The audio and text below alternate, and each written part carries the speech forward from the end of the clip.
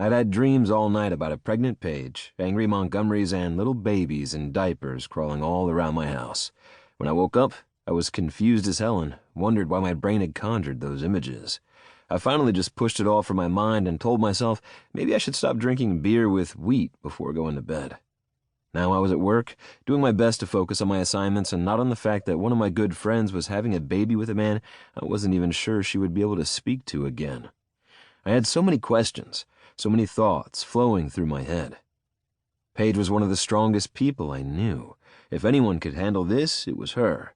And yet I had seen her in the rain. I had seen the look of loss, confusion, and determination sliding over her face as she tried to come to terms with what she had just found out. And she had told me everything. She hadn't lied or held anything back or said that everything would be fine. Instead, she had bared her secrets to me before she even told her family about the pregnancy.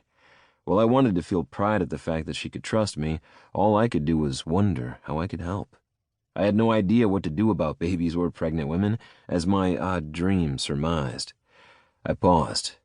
Maybe that was something I could do. Take the burden off her shoulders. Not that I had the time for that, or the right. We were just friends. She was my best friend's little sister. I didn't get to step in like that. Not that she would let me. I shook my head, once again focusing on my work. I was a mechanical engineer and focused on nanotech and robotics. Today, instead of being hands-on with applications and enjoying myself with experiments and testing things out, I was working on a paper. Even in the world of industry and not academics, it was publish or perish. We wanted to get this patent through, so I had to write this paper. And all I wanted to do was cross my eyes and pretend that it was already done. Only here I wasn't going to get that choice. My phone buzzed about an hour into figuring out how to condense 6 months' worth of work into a simple paragraph, and I eagerly set down my book and looked at my phone screen. Benjamin. You up for lunch today? I'm near your office and starving. I smiled, my stomach growling, and then I remembered that Benjamin didn't know about Paige. It had only been 2 days. If she had told her family, I would have heard about it. There would have been the great explosion. Not judgment, not anger, but it would have been something the Montgomerys would have talked to me about. At least I thought so. Meaning, if I went to lunch with one of my best friends today, I would have to hide the fact that I did indeed know something they didn't about their baby sister. Hell, this was why you always stayed away from sisters. It kept things safe that way. If I didn't text him back or go out to lunch, he would think something was wrong. My family was big, loud, joyous, a little angsty, and full of love and protection. It didn't matter what mood I was in.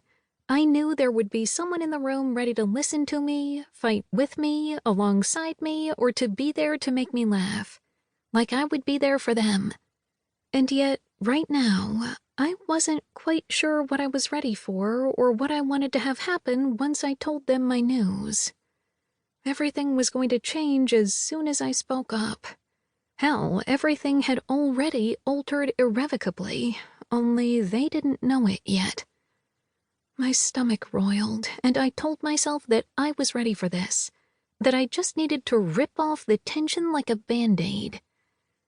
Archer came to my side, a brow raised. Why are you drinking club soda in the corner, your hand practically shaking? Is something wrong? Honestly, while I wasn't surprised it was Archer who had noticed my mood first, it could have been any of my siblings, their spouses, or my parents. They were all observant and inquisitive about one another. I was probably the worst of the lot when it came to knowing what was wrong with my family and wondering how I could help. Others might call me nosy, and they could be correct, and yet right then I cursed my intentions. Just enjoying my drink? Really? He asked dryly, and I shrugged. Really? Is that not okay with you? I sing-songed, and Archer rolled his eyes like I wanted him to. You are such a dork, but so am I. It's why we are brother and sister. True. Is Mark on the deck with Dad? I asked after a moment. Archer nodded, a small smile playing on his face. Yes, Dad is operating the grill, therefore Mark is patiently listening and learning. To keep listening to this audiobook, I've left you a link in the description so you can do it, at no cost thanks to Audible's 30-day free trial.